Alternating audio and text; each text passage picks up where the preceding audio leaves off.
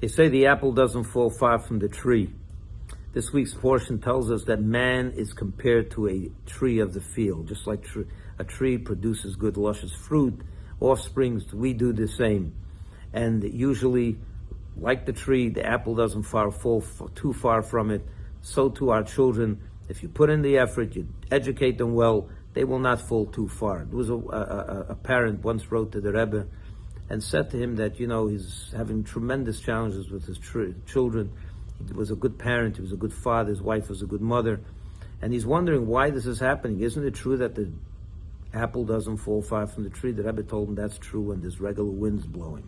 But when you have hurricane storm winds blowing outside, the apples could fall very far from the tree. And we live in that generation. We live in a time with tremendous challenges for our children. You know exactly what I'm talking about. It's not enough today to do what our grandparents did for our parents and what our parents did for us. We have to put in greater effort.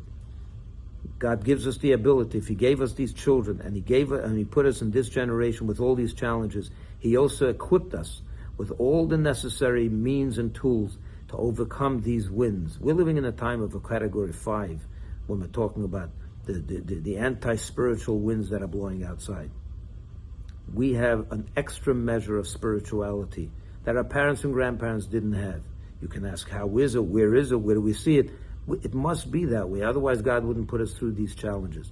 Just do what you got to do, put in a greater effort, and God, the third partner in the creation of every child, will do His part to make sure that just like the Eitz Hasad, the tree of the field, gives off good fruits, and they usually don't fall far from the tree, even in this time, we will merit to have nachas, only nachas, and our children will be at our hands, will be at an arm's length.